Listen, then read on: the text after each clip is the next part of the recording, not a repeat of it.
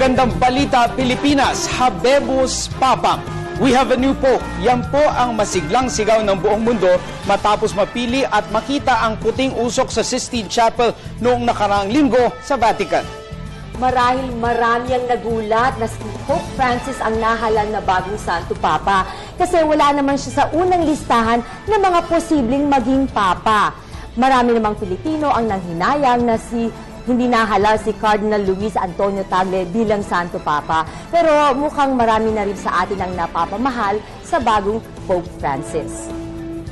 At sa paglabas ni Pope Francis sa Lugia of the Blessings o ang central balcony ng St. Peter's Basilica, sabay ang pagkaway at paghingi ng panalangin sa mga taong naroon, marami ang tila nabuhayan ng pag-asa sa Katolisismo. Pero sino nga ba Francis?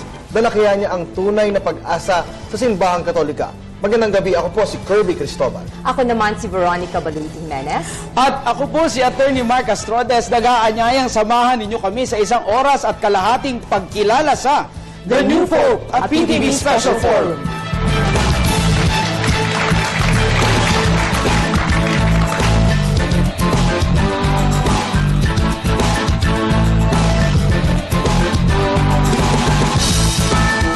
Noong nakaraang linggo, natuldukan na ang paghihintay matapos na sabay-sabay na salubungin ng buong mundo ang bagong halal na lider ng simbahang Katolika na si Cardinal Jorge Mario Bergoglio.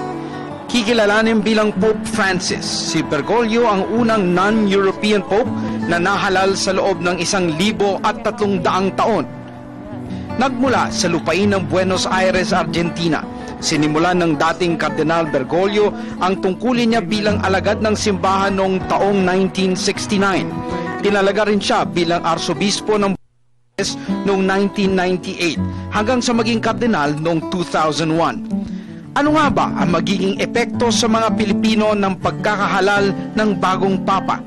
Anong mga bagong ideolohiya ang ipapakilala sa atin ni Pope Francis? Ngayong gabi, kilalanin natin ang The New Pope. Dito lamang sa PTV Special Forum.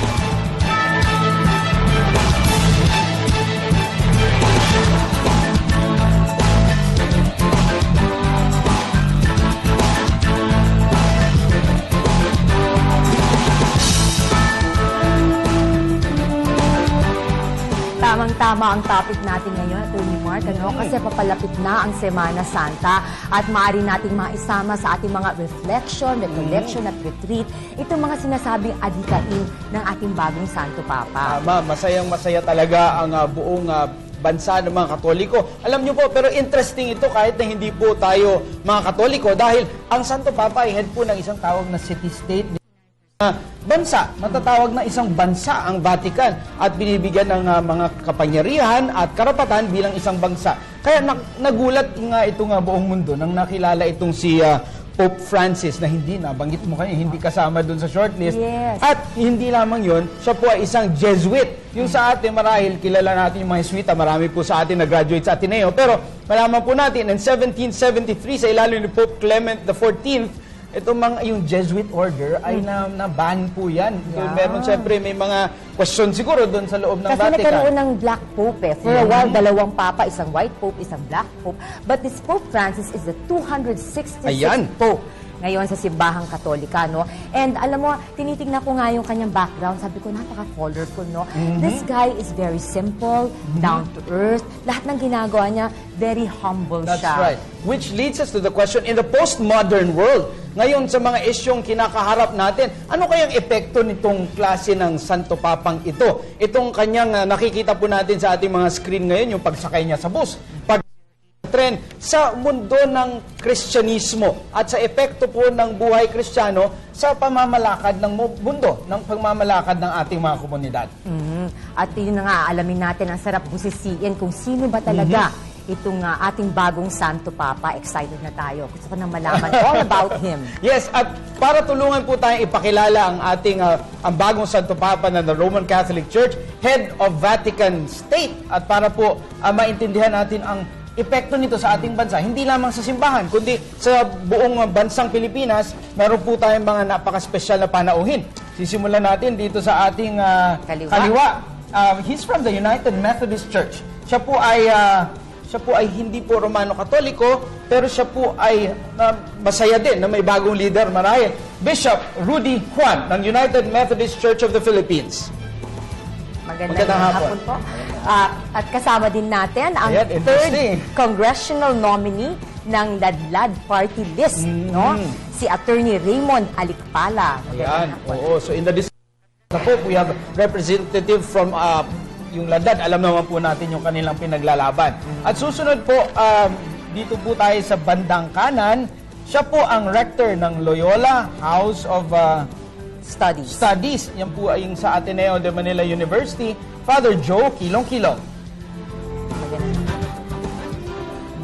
At kasama din natin ang isang lay minister ng Mary the Queen Parish. He is also an entrepreneur, si Nicky Tesoro. Good evening. Hi, Nicky. At finally, kilala po natin ito sa kanilang advocacy para mapaganda din po ang ating bansa. Yung mapaganda yung ating electoral process, Ambassador Henrietta De Villa from the Parish Pastoral Council for Responsible Voting. Magandang hapon, magandang gabi po. She's also a former ambassador to the Vatican, no? Ayan. Magandang hapon po, Excellency. Oo, gusto ko simulan kay Ambassador De Villa, no? Ambassador, itong Vatican is a small city-state. Pero pakipaliwanag nga po, ano po ang epekto nitong napakaliit na syudad na ito sa buong mundo? Siguro pati na rin po sa ating bansa. Makita naman natin, kanina, nung isang mga beses pa, nung naghihintay tayo magkaroon ng Pope, at saka nung inaugural mass niya kahapon, parang ibang attraction eh. Halos lahat ng mundo nandun, tumatakbo sa Vatican, sa St. Peter's Square, at lahat ng gobyerno nagpadala ng representatives, no? Kahit hindi sila Katoliko, kahit hindi bansang Katoliko. Kaya dito makikita natin kung ano yung laki ng interes ng mundo sa simbahang Katoliko, no? Ako ituwan-tuwa eh. Sabi ko, wow, kamukha din nung namatay si Pope John Paul II. He gathered the whole world to St. Peter's Basilica. Kaya ito, ibig sabihin na dahil siguro ang Pope ay moral voice, the moral voice or moral conscience of the whole world. Kaya gano'n na lang. Yung bang, ika nga eh, yung kumakatawan sa kabutihan, ha? Yung kabanalan. Kasi ang kabanalan naman wholeness, yung kabuuan ng isang tao, no? At saka nga, yung moral conscience of the world. Ayan. Okay, nais ko naman tanungin si Father John, isang Jesuita, no? This is the first time that we have isang Jesuita. Bakit po ganon? Sa totoo lang po, na surprise kaming lahat na merong Jesuit Pope kasi sa history ng simbahan, walang naging Santo Papa. Ito pa yung unang pagkakataon. Kasi yung sa aming formation at saka spirituality ng Jesuits, bahagi yan is not to aspire a position in the church. Kung meron man naging obispo, yan ay because of the special obedience to the Pope dahil ang Santo Papa ang gustong magkaroon na may Jesuit na bishop. Pero sa aming formation, bawal po sa amin na mag-aspire na ganon. Kaya malaking gulat na nagkaroon ng Jesuit Pope kasi ang aming vocation as Jesuits is to serve the church. We are more at home as servants rather than be the leaders giving commands to others. Yun po ang aming papel sa history, more of servants. Kung saan kami papadala ng Santo Papa, doon kami pupunta. Pag-uusapan natin yan, Nicky, mamaya-maya lamang yung pagiging sweeta niya doon sa kanyang magiging estilo bilang Santo Papa. Gusto ko muna tanungin si Bishop, dahil nabanggit ni Ambassador kanina na interesado kahit na hindi Katoliko. Ang mga Methodist po ba, yung mga Protestant denomination sa Pilipinas, ay tumutok doon sa proseso ng pagpili sa Santo Papa?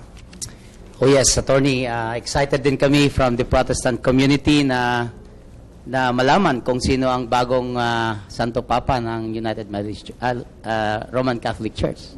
Yes. Okay. At tanungin ko lang, no, I'll get down to the issue na Alright, itong no, controversial, sige na. no, si Attorney Alikpala ng Ladlad Party List, naghayag na itong ating bagong Santo Papa na he's against same-sex marriage, no? What is your reaction to this? Well, first of all, thank you for inviting us to this forum, and magandang ipinapasok lagi yung usapin ng mga lesbian, gay, bisexual, transgender sa topic ng religion kasi madalas contradictory ito eh. Pero kita namin ngayon, mahalaga na nagiging usapin na ng mga tao ang issue, ang sector namin. At pagdating sa same-sex marriage, syempre, may mga salita raw na binitiwan ang dating Cardinal Bergoglio na laban dito. Pero ngayon lang araw, nabasa ko, may isang article sa New York Times na nung cardinal pa siya, nung pinag-uusapan ng same-sex marriage sa Argentina, he was actually willing to consider something less than marriage for gay couples. He was talking about civil unions. And this shows to me, as a Christian and a gay man, na this Pope is open and compassionate towards homosexuals. Okay. So, legal na usapin yung arrangement. Ayan, gusto ko muna tanungin, mabigyan natin ng one round of questioning sa ating lahat ng guests. Sir Nicky Tesoro, yung sa inyong pagiging lay minister at aktibong member po ng Mary Queen, the Queen Parish, gaano kayo ka-excited dito sa bagong Santo Papa na ano yung naging reaction ng mga deboto sa inyong simbahan? Sobrang excited kami doon sa aming parokya kasi may Jesuita, yung pinakaunang Jesuita na naging Santo Papa sa aming naranasan sa aming mga parish priests, sa mga namamahala sa amin. Ibang-iba talaga pag Jesuita ang namamahala sa inyo. And it's a very different experience of living out the Catholic faith. So we're very thankful for the Holy Spirit, and we're raring to go to show what Pope Francis can do. Okay. Nakita natin no dun sa kanyang inauguration mass no that for the first time in the history of the Catholic Church, yung pag-inaugurate ng isang pope, nag-attend yung kinatawan o spiritual leader ng Orthodox Christians na si Bartholomew the First. At nandun din yung rabbi, no, yung Muslim head nila. So, what does this mean? Can we ask Bishop Rudy dito ng United Methodist Church kung anong ibig sabihin nito? Yeah, mataas ang level ng excitement ng buong mundo, kasama na rin ang Protestant community. At ang presence ng rabbi na ito at ang mga The Patriarch. Patriarch ay nagpapatunay, mga kapatid, na umaasam tayong lahat, umaasam kami ng Protestants and the other religions na magkaroon ng pagkakaisa ang ating pananampalataya sa buong mundo. Naniniwala kami na sa magitan ng bagong Papa ay ma-open ang communication lines, ang dialogues ng bawat relihiyon at magkaroon ng kapayapaan sa buong mundo. I would just like to correct myself, hindi yun Muslim. Chief Rabbi, Yeah. Jewish. Of the Jewish faith. Ito nga, nabasa ko nga, Nick, no, na itong nung kardinal pa si Pope Bergoglio, yung pag-engage niya sa the Orthodox Church, yung pag-engage niya hindi sa Muslim, yung pag-engage niya sa Protestant bishops ng Argentina ay napaka-sincero at napakalalim. Father Joe, meron ba itong kinalaman sa kanyang pagiging Jesuita? Is it in the formation of the Jesuits na kailangan mag-engage hindi lamang doon with the Catholic community and all its different subgroups, pati na rin doon sa ibang mga religion? Makikita natin sa mga unang mga mensahe ng ating Santo Papa yung kaniyang pamamaraan. Ito yung tinatawag na dialogue, no? Yung dialogue para sa kanya ay maaring mangyayari in the context of friendship and service. At palagi niyang binabalik na sabi niya, power in the church is exercised through service. At dito mangyayari yung dialogue. Kaya yung dialogue na yan ay bukas sa lahat, no? Lahat ng sektor ng simbahan, ng society, kasama doon yung capacity for dialogue. Paano ito nangyayari? Nakikita natin sa Santo Papa, yung unang-una, clarity of language. Malinaw ang kanyang mga mensahe, napakasimple ng kanyang homilies, madaling maintindihan. Kasi kung malabo yung mensahe, ang hirap makipag-dialogue, no? Pangalawa, meekness, no? Pinapakita yung kanyang humility, ang kanyang simplicity. Kasi pag masyadong mayabang yung ang hirap makipag-dialogue pag malakas yung dating.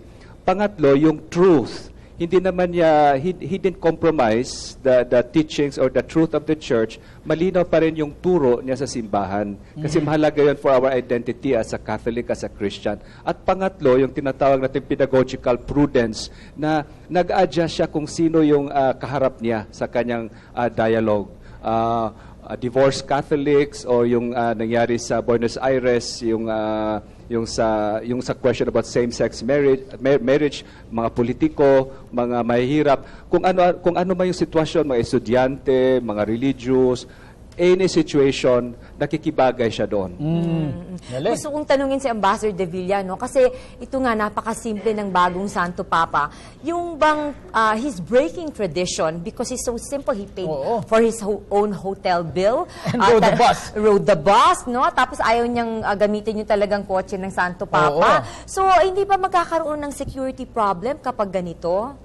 Definitely, magkakaroon ng security problem. Kaya palpitation na nga daw ang mga nagpapalpitation na daw yung mga security forces na nagbabantay sa Pope. Pero they'll have to adjust, kasi ako naman, parang hindi naman fair na laging kino-compare siya kay Pope Benedict, na si Pope Benedict parang lumalabas, napakamaluho at ito'y simple. Kasi bawat tao may kanya-kanyang pamamaraan ng pagsasabuhay. Yung lifestyle niya, ika nga. Pero makabalik ako dun sa sabi ni yung tinanong nyo kay Father Joe Kilong-Kilong, who is a Jesuit, very, very true and true Jesuit. At kilalang-kila ko kasi nung ako'y season of my term in Rome, yan yung aking mga Jesuit gang. 6 ata sila o 7. Lako lagi kami nasa bahay nagkakantahan. And that's it, no? Ang mga Jesuit, all-inclusive sila Meron laging specialist for this, specialist for that. Kasi nga, servants sila, kamukha ni Pope. Ang Pope, whoever he is servant of the servants of God. Siya yung pinaka ilalim na servant, kung titignan mo yung hierarchy of servants, And then, ang pagtingin natin. At ako'y tuwan-tuwa kay Pope Francis dahil sa hindi niya babaguhin at wag tayong mag-asa na babaguhin ang doktrina, hindi Pero yung kanyang approach, for people involved in doctrines na baka nga ay deviating, ay iba. Kasi he's always with compassion, with kindness. Yun ang kanyang diferensya. Dahil ang simbahan nga daw, dapat laging nararamdaman at nararanasan kamukha ni Kristo yung merong pagmamalasakit, pag-alaga, pagmamahal sa bawat hinaharap niya. At saka din mater et magistra, mother and teacher. At siya din ay teacher na para pangalagaan, para pangalagaan yung konsyensya ng mga tao at saka kung paano nila masusunod yung mga turo ng simbahan in a way suited to their status in life. I'm interested, Nick, to know kung anong reaction ng mga kabataan dahil marami sa ating mga kababayan, 60% nga ay mga bata, makukonsider nating youth. Kasama din po natin isang konsehal ng Student Council ng UP Diliman, Ginoong Jules Giang. Hindi pa Jules, anong initial impression ng mga kabataan? Impression mo, personal, sa bagong Pope? With a few information that we're getting now from media. Yes, okay, nung lumabas siya sa balcony during that time, syempre madaling araw yun, excited lahat, nag-trend nga yan agad sa Twitter. Kapansin-pansin yung humility niya agad yun talaga yung naging usapin din namin habang pinapanood yun. And even after that day, yung usapin din namin mga kaibigan ko na talagang sobrang namumutawi yung pagiging mapagkumbaba niya to the point na yung simple gesture niya na pag-greet sa mga audience ng good evening. Very casual, no? Yeah, very casual lang Tapos, even to the simple gesture of saying hello, di ba? Meron pang picture na kumakala sa social media. Well, kino-compare din nila yung mga popes from Pope John Paul to Pope Benedict to Pope Francis kung paano siya nag-hello.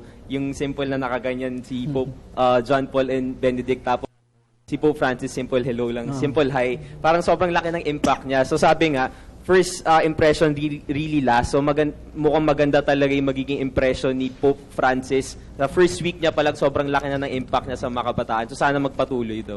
Okay, para sa katanungan naman from our audience, Nick, let's go to Kirby. Maraming salamat sa iyo, Attorney Mark at Nikki. Pero bago yan, syempre inaanyayahan ko muna yung ating mga taga-subaybay na makisali rin sa ating talakayan ngayong gabi. Pumunta lang po kayo sa aming mga social networking sites via www.ptbnews.ph at sa aming pong Twitter account na @ptbph. Syempre kasama ko rin, Attorney Mark at Nikki, ang mga estudyante mula sa iba't ibang kolehiyo at universidad sa ating studio live ngayon yan. At syempre, una po magtatanong si Christine Mariano ng Polytechnic University of the Philippines. Christine? Good evening po. First time po na hindi taga-Europa yung napiling Santo Papa. Ano po kaya yung naging basehan dito? Malaking pagbabago ito kasi nga ito yung unang election ng non-European after 1,300 years. No, 1,300 years unang Santo Papa galing sa Latin America, non-European Pope. Parang sinasabi dito na nagbago na ang mukha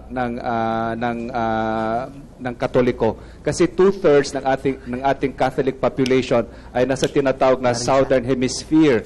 2/3 ng ating Katoliko, 1.2 billion, 2/3 of that ay nasa nasa Southern Hemisphere, hindi na po sa Europe. So yung pagpili ng Santo Papa from this region, developing world, galing sa Latin America, ay isang pagkilala na yung bagong leader ngayon ng Katoliko ay nanggagaling sa ganitong kalagayan. So meron siyang immediate connection sa majority of the Catholics. At yung pagpili ng non-European ay isa ding pagkilala na pwede palang magbago ang simbahan, no? At yun naman ang doktrina ng simbahan, Ecclesia Semper Reformanda, palaging nagbabago. So yung bagong Santo Papa mula sa ibang bansa na outside Europe ay isang pagpapakilala na nagbabago pa ng simbahan.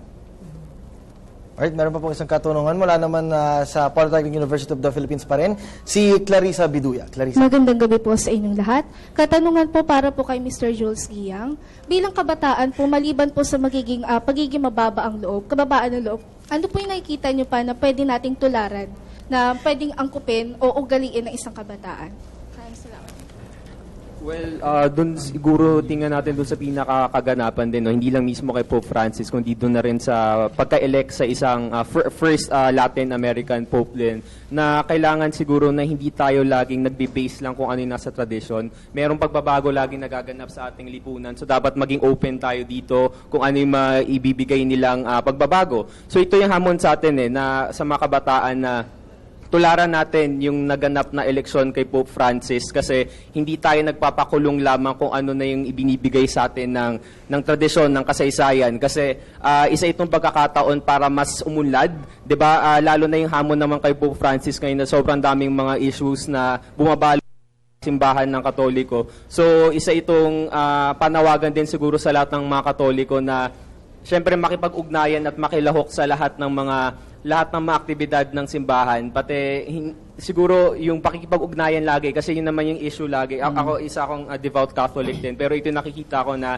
especially dito sa Pilipinas, 'di ba, napakaraming mga issues yung pakikilahok ng simbahang Katoliko sa mga issues sa ating lipunan. Siguro pagkakataon to na maging involved, na pakinggan din siguro yung sentimento ng ibang mga Katoliko na maaring naiiba rin siguro dun sa ibinababang mga posisyon ng simbahan. So, baka maging opportunity para merong pagbabago din dun sa kung paano ba i-cater iba't ibang perspective sa Catholic Church. Speaking of pagbabago, Nick, what paved the way for the pagkapili ni Pope Francis ay yung pag-resign ni Pope Benedict. I want to backtrack a little bit and ask Nikki Tesoro, yung pag-resign ni Pope Benedict with the reasons that he gave, what does this tell you about the Church? Change. I guess, nakikita ng dating Santo Papa, si Benedict, na tumatanda na siya, baka hindi na niya kaya kung pagmamalakad sa 1 bilyong Katoliko. So, parang it's a way of accepting weakness, accepting reality, and then siguro nakita din niya, maybe things don't have to be as they should. Parang kailangan din ng konting adjustment sa lahat ng nangyayari sa mundo. Like, if we always expect na yung Santo Papa hanggang namatay siya, ngayon, pagdating ko ng mga 80-something, if I'm not that healthy anymore, then I can give way to someone younger. Right. I can give way to the changes that the greater majority needs. So, we're also thankful to Pope Benedict for doing that. Okay, I want to ask naman si Father Joe, kasi nga alam natin napakasimple ng ating Pope Francis. Pero hindi kaya, because as a Pope, napakalaki responsibilidad mo, you have such great power all over the world, hindi kaya siya ma-overwhelm at mag-resign din tulad ni Pope Benedict?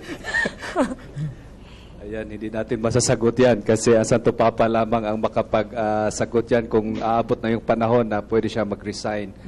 Pero sa ngayon, simula lang ng kanyang misyon, nakikita natin na talagang bukas siya at handang-handa na harapin ang mga hamon ngayon ng simbahan. Gusto kong tanungin si Bishop Rudy, Rudy Juan ng United Methodist Church. Ito bang background ni Pope Francis ay makakatulong sa kanya para harapin on behalf of the church yung maraming issues na hinaharap ng mundo ngayon? Sasagutin po yan ni Bishop Rudy ng Methodist Church sa pagbabalik ng inyong special forum.